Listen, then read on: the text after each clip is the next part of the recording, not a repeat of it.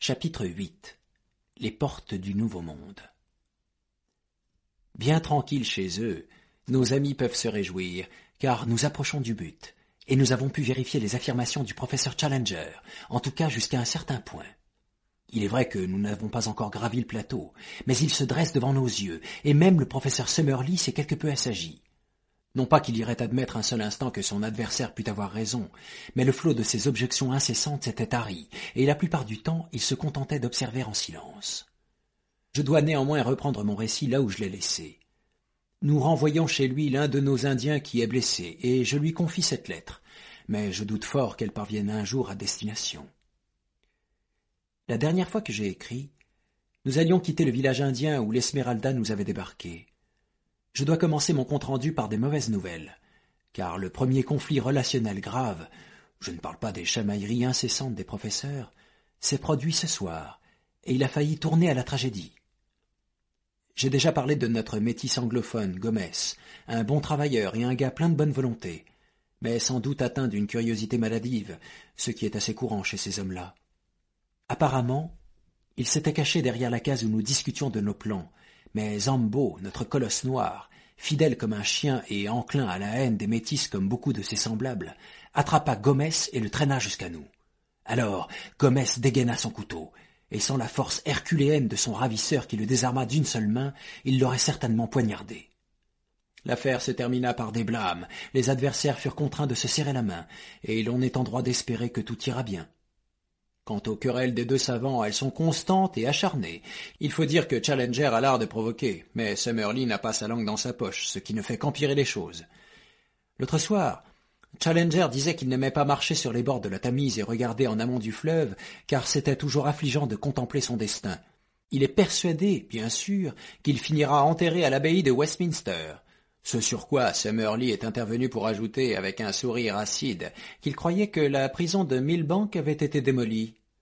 La vanité de Challenger est bien trop colossale pour être ébranlée. Il s'est contenté de sourire dans sa barbe en répétant « Bah voyons, sur le ton condescendant dont on use avec un enfant. En fait, ce sont tous deux des enfants, l'un desséché et irascible, l'autre imposant et dominateur, et pourtant tous deux possèdent un esprit qui les place au sommet de la science de leur temps. Esprit, caractère, âme. L'expérience nous apprend qu'ils ne vont pas forcément de pair. Le jour suivant, nous donnâmes le coup d'envoi de l'expédition. Nous fûmes heureux de voir que nos affaires tenaient facilement dans les deux canoës, et nous séparâmes l'équipe en deux groupes de 6, en prenant bien soin, par souci de tranquillité, de ne pas mettre les professeurs dans le même canoë. J'étais avec un Challenger béat, plongé dans une extase silencieuse et le visage rayonnant de bienveillance. Cependant, ayant fait l'expérience de ces réactions imprévisibles, je savais que cet ensoleillement n'empêcherait pas l'apparition d'un orage. Il est impossible d'être à l'aise avec Challenger, de même qu'il est impossible de s'ennuyer. Les caprices de son terrible caractère fournissent un constant sujet d'inquiétude. Durant 2 jours, nous avons remonté un fleuve large d'une centaine de mètres, dont les eaux richement colorées conservaient toutefois leur transparence, si bien qu'on pouvait apercevoir le fond de temps à autre. Les affluents de l'Amazone, une bonne moitié d'entre eux, sont ainsi, tandis que les autres sont blanchâtres et opaques, comme les terres qu'ils ont traversées. La couleur signale des végétaux en décomposition, tandis que l'opacité témoigne des sols argileux. Par 2 fois, nous nous sommes heurtés à des rapides, et nous avons dû effectuer un portage sur près d'1 kilomètre afin de les éviter. Des 2 côtés du fleuve, la forêt est primitive, et l'absence de taillis la rend plus facile à traverser. Nous n'avons donc pas eu de réelles difficultés à y transporter nos canoës. Comment pourrais-je oublier son mystère solennel ? La hauteur des arbres et l'épaisseur des troncs dépassaient tout ce qu'un citadin comme moi aurait pu imaginer. Ils s'élançaient vers des hauteurs en de magnifiques colonnes, jusqu'à une distance impensable au-dessus de nos têtes. Il était difficile de discerner l'endroit où leurs branches s'étalaient pour former des arches gothiques qui se rejoignaient en un immense plafond de verdure, à travers lequel seules quelques rares flèches lumineuses atteignaient le sol où elles traçaient de minces lignes scintillantes dans l'obscurité majestueuse. Tandis que nous marchions sans bruit sur l'épais et doux tapis de végétaux en décomposition, un silence descendait sur nos âmes, semblable à celui qui vous étreint dans le clair-obscur d'une cathédrale, et même les éclats de voix du professeur Challenger se réduisaient à un murmure. Seul, J'aurais tout ignoré de cette flore gigantesque, mais nos hommes de science nous montraient les cèdres, les bombax et les séquoias, et cette profusion de plantes qui fait de ce continent un réservoir où la nature offre à l'homme un monde végétal généreux et une faune ingrate. Les orchidées éclatantes et les lichens multicolores enrobaient les troncs couleur de bronze, et là où des traits de lumière erratique jaillissaient sur les alamandas dorées, les grappes étoilées des taxonias écarlates ou les hippomaïas d'un profond bleu nuit, c'était comme un enchantement féerique. Dans ces vastes étendues forestières, la vie, qui déteste l'ombre, se bat sans cesse pour atteindre la lumière. Chaque plante, même la plus petite, s'enroule et se tord en direction du toit végétal, s'accrochant à son frère plus robuste pour y parvenir. Les plantes grimpantes sont monstrueuses et luxuriantes, mais ici, même celles qui, d'ordinaire, poussent sur le sol, s'adonnent à l'escalade pour fuir l'obscurité, si bien qu'on peut voir la simple ortie, le jasmin et le palmier jassitara étreindre les fûts des cèdres et tendre vers leur cime. Le long de ces allées où nous marchions sous les voûtes majestueuses, pas un signe de vie animale, mais loin au-dessus de nos têtes, une agitation permanente révélait un autre monde. Là-haut, une multitude de serpents, de singes, d'oiseaux et de lémuriens vivaient à la lumière du soleil, portant un regard étonné sur nos petites silhouettes qui trébuchaient dans l'obscurité des profondeurs.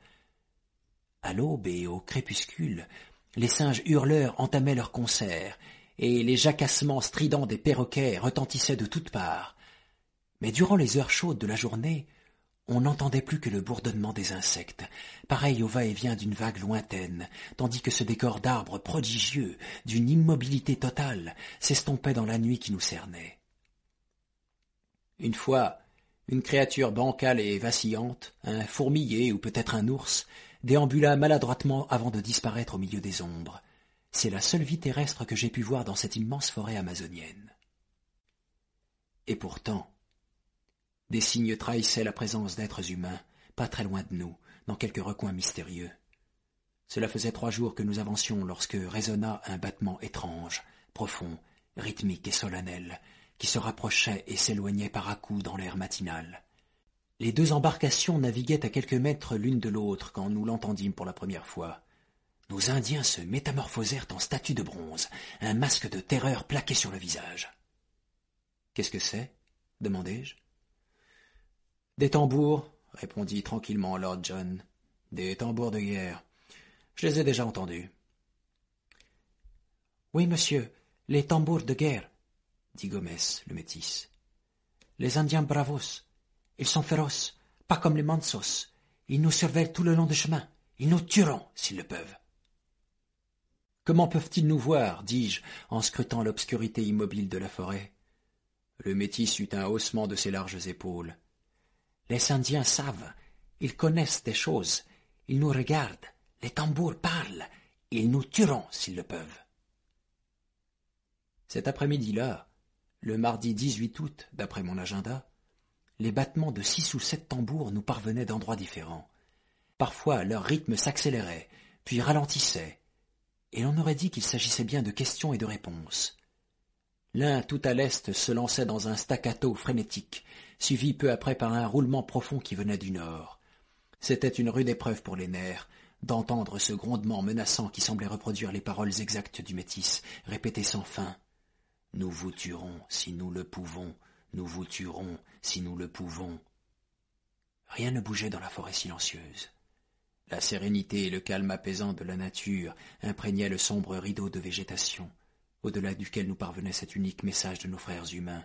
« Nous vous tuerons si nous le pouvons, » disaient les hommes de l'Est. « Nous vous tuerons si nous le pouvons, » répétaient les hommes du Nord. Toute la journée, les tambours grondaient et murmuraient, tandis que le danger se reflétait sur les visages de nos compagnons de couleur, jusqu'au métis qui tremblait, dépouillé de sa témérité et de sa vantardise habituelle. Ce jour-là, j'ai vraiment compris que Summerlee et Challenger possédaient tous deux ce courage du chercheur, le plus élevé qui soit. Ce même courage qui poussa Darwin à vivre avec les gauchos d'Argentine et conduisit Wallace à aller retrouver les chasseurs de tête en Malaisie. Mère Nature a décrété que l'esprit humain ne pouvait penser à 2 choses à la fois, et s'il est occupé par la curiosité scientifique, il ne reste plus aucune place pour les soucis personnels. Pendant tout le temps que dura cette menace mystérieuse, Nos deux professeurs n'avaient d'yeux que pour le vol des oiseaux et les arbustes sur la rive, ponctuant leurs observations de commentaires verbeux et péremptoires. Les grognements de Summerlee ripostaient aux grondements de Challenger, sans conscience du danger et sans le moindre intérêt pour les tambours des Indiens. On aurait dit qu'ils étaient assis dans le fumoir du Royal Society's Club à St. James Street. Juste une fois, ils condescendirent à en parler. « Des cannibales Mirania ou Amhuaca », dit Challenger en agitant son pouce vers la forêt d'où provenait l'écho. « Sans doute, monsieur, » répondit Summerlee, « comme toutes ces tribus. Et je gage que leur langue est polysynthétique et qu'ils ont le type mongoloïde. »« Polysynthétique, c'est sûr, » dit Challenger avec indulgence. « Je n'ai jamais entendu parler d'un autre modèle de langage sur ce continent, et j'en ai relevé plus d'une centaine dans mes notes. Mais cette théorie mongoloïde est plus que douteuse. » « Je suis sûr que même avec une connaissance limitée en anatomie comparée, on le vérifierait sans aucun mal, dit Summerlee sur un ton amer.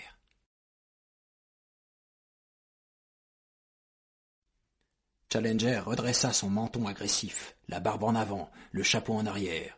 « Je ne doute pas, monsieur, qu'une connaissance limitée aurait cet effet. Mais lorsqu'on possède une connaissance approfondie, on aboutit à d'autres conclusions. » Ils s'affrontaient du regard, leurs yeux jetant des éclairs, tandis que la rumeur lointaine s'approchait à nouveau. « Nous vous tuerons, si nous le pouvons. » Cette nuit-là, nous avons amarré nos canoës au milieu du courant, avec de lourdes pierres en guise d'ancre, et nous nous sommes préparés du mieux que nous avons pu en vue d'une attaque.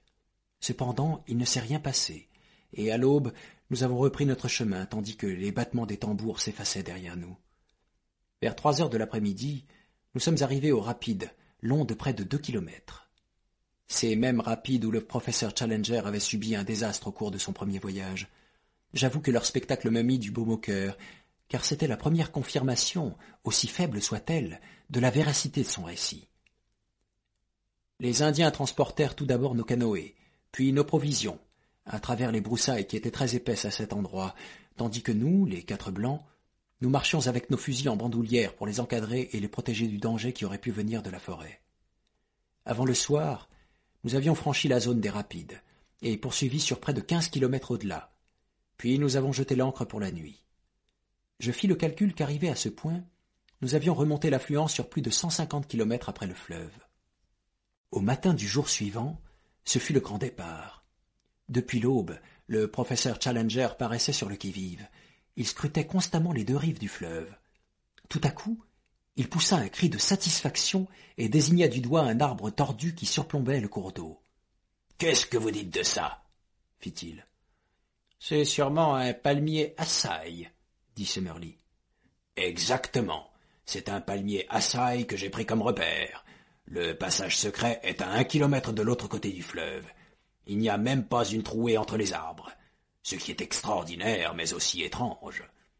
Vous voyez là-bas, où l'on voit ces joncs verts clairs au lieu des buissons plus sombres, juste entre les grands bombax, c'est mon portail privé qui donne sur l'inconnu. Franchissez-le et vous comprendrez. » C'était vraiment un endroit merveilleux. Parvenus jusqu'à cet endroit délimité par une ligne de joncs verts clairs, nous guidâmes les 2 canoës à travers les plantes aquatiques sur une centaine de mètres, et nous émergeâmes finalement au milieu d'un cours d'eau, tranquille et peu profond, dont la clarté transparente laissait voir un fond de sable. D'une largeur de 20 mètres, il était enchâssé dans un couloir de végétation luxuriante. Quiconque n'aurait pas observé que les joncs remplaçaient les buissons sur une courte distance n'aurait pu deviner l'existence du cours d'eau, ni soupçonner la féerie qui s'étendait au-delà. Féerie, il n'y avait pas d'autre mot, la plus incroyable dont on puisse rêver. L'épaisse végétation fusionnait au-dessus de nos têtes, enchevêtrée en une pergola naturelle.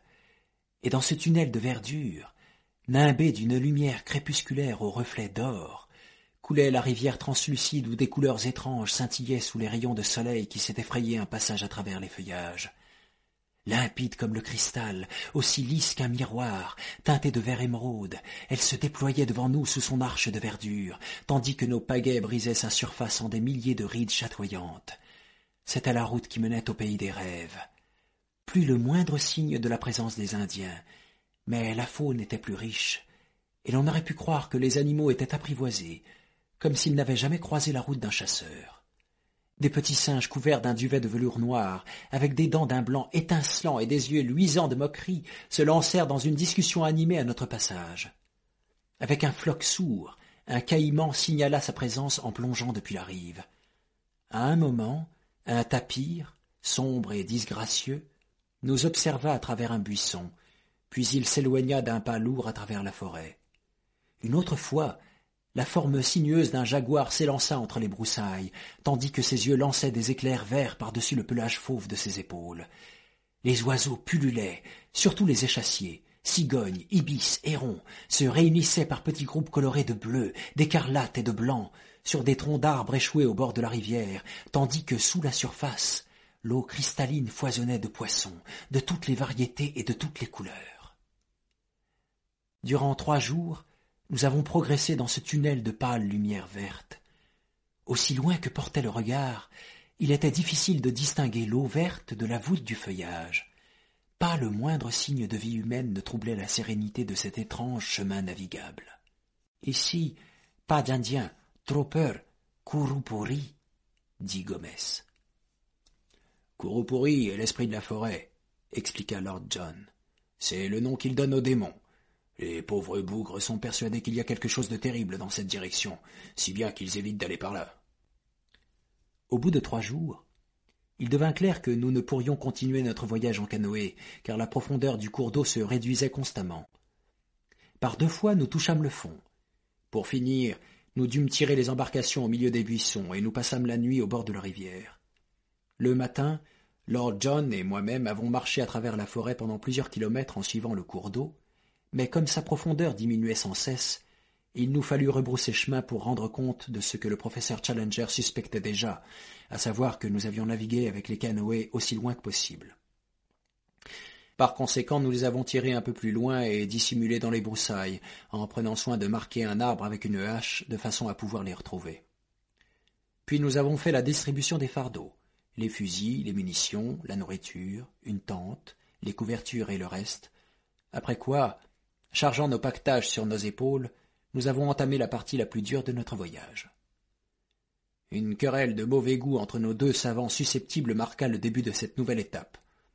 Depuis qu'il s'était joint à nous, Challenger donnait des directives à l'ensemble du groupe, ce qui avait l'air d'irriter Summerlee au plus haut point.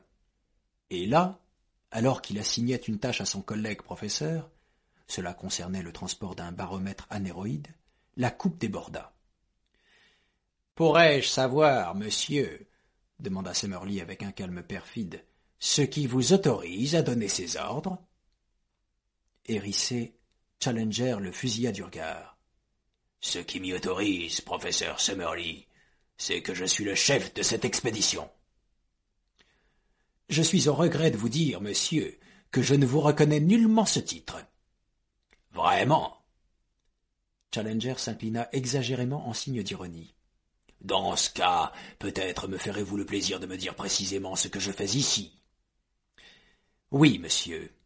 Vous êtes un homme dont la sincérité est mise à l'épreuve, et ce comité est là pour en juger. Vous marchez, monsieur, en compagnie de vos juges. »« Seigneur !» fit Challenger en s'asseyant sur le rebord de l'un des canoës. « S'il en est ainsi, vous n'avez qu'à décider de la route à prendre, et je m'amuserai à vous suivre. Si je ne suis pas le chef de cette expédition, ne comptez pas sur moi pour marcher en tête. » Grâce au ciel, il restait 2 personnes saines d'esprit, Lord John Roxton et moi-même, pour empêcher que la mauvaise humeur et la sottise de nos 2 érudits nous renvoient tous à Londres les mains vides. Comme il nous a fallu discuter, supplier avant de réussir à les amadouer. Au bout de quoi, Summerlee, avec son ricanement et sa pipe, s'était mis en route, et Challenger lui avait emboîté le pas de sa démarche chaloupée, tout en grommelant. Par un heureux hasard, nous découvrîmes peu de temps après que nos 2 savants tenaient tous 2 en bien piètre estime le docteur Illingworth d'Édimbourg. Nous avions trouvé notre sauveur, et nous désamorcions chaque situation explosive en glissant subrepticement le nom du zoologiste écossais pour voir nos professeurs s'associer et devenir amis afin de baver en chœur sur cet ennemi commun. Avançant à la file indienne au bord de la rivière, nous nous sommes bien vite aperçus qu'elle rétrécissait jusqu'à devenir un ruisseau, puis un marécage de mousse spongieuse dans lequel nous nous enfoncions jusqu'aux genoux. Des nuées de moustiques et toutes sortes de vermines volantes infestaient cet horrible endroit. Aussi, nous fûmes heureux de retrouver la terre ferme et de circuler à nouveau au milieu des arbres, à l'écart de ce marais pestilentiel qui, dans le lointain, paraissait ronfler comme un orgue, tellement il grouillait d'insectes. 2 jours après avoir abandonné nos canoës, le paysage se métamorphosa. Alors que nous progressions vers les hauteurs, la forêt était plus clairsemée. Les arbres gigantesques de la riche plaine amazonienne cédaient la place aux ginkgo biloba et aux cocotiers qui formaient des massifs éparpillés, entrecoupés d'épais buissons. Dans les creux plus humides, les palmiers bouteilles déployaient leurs feuilles avec grâce. Nous avancions à la boussole, et 1 ou 2 fois, il y eut des divergences d'opinion entre Challenger et les 2 Indiens. Finalement, pour reprendre les paroles indignes du professeur, l'équipe entière préféra suivre l'instinct trompeur de sauvages primitifs plutôt que le produit supérieur de la civilisation moderne européenne. Le 3e jour confirma la justesse de notre choix, lorsque Challenger reconnut plusieurs points de repère liés à son premier voyage, et à un moment donné, nous trouvâmes 4 pierres noircies par le feu, témoins d'un lieu de campement. Le chemin grimpait continuellement, et pendant 2 jours nous avons traversé un terrain en pente, jonché d'éclats de roches. La végétation changea une fois encore, et nous ne vîmes plus que des palmiers tagua, ainsi qu'une profusion d'orchidées dont j'appris à reconnaître la rarissime Newtonia vexillaria, la cattleya, aux pétales roses mouchetés d'écarlate, et la splendide Odontoglossum. De temps à autre, à flanc de colline, nous franchissions des ruisseaux drapés de fougères, au fond d'une ravine. Lorsque vint le soir, l'eau qui glougloutait sur son lit de cailloux nous offrit un campement idéal. Le bord d'une mare regorgeant de poissons bleus qui rappelaient la truite anglaise et constituèrent un excellent dîner.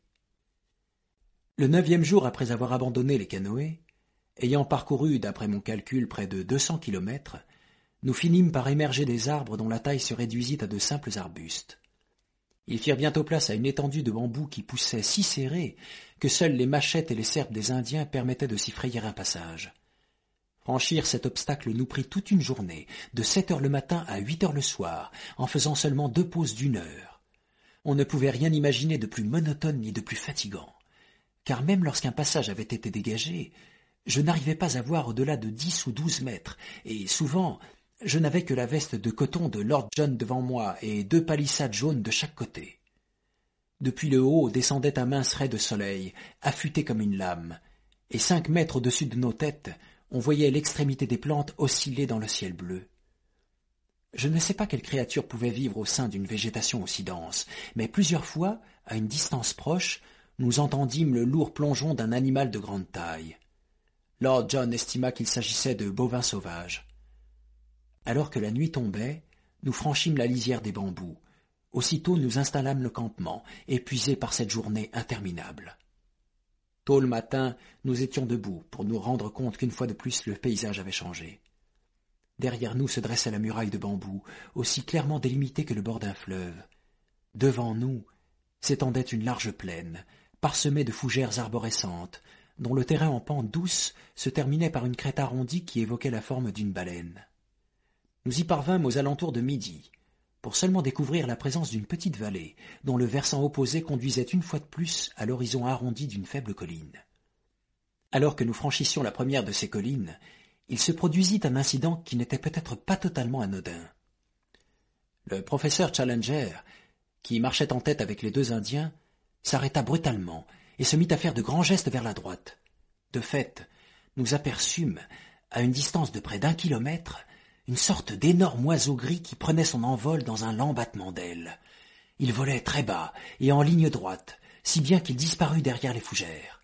« Vous l'avez vu » s'écria Challenger, en proie à l'exultation. « Dites, Summerlee, vous l'avez vu » Son collègue fixait le point où la créature avait disparu.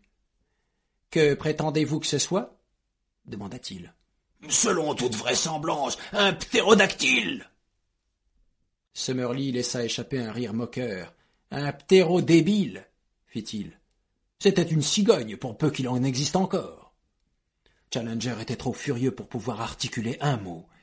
Il jeta son sac sur son dos et se remit à marcher. Cependant, Lord John vint à ma hauteur, et il affichait une expression d'une gravité inhabituelle. Il avait ses jumelles Zeiss à la main. « J'ai fait une mise au point avant qu'il ne passe derrière les arbres, dit-il.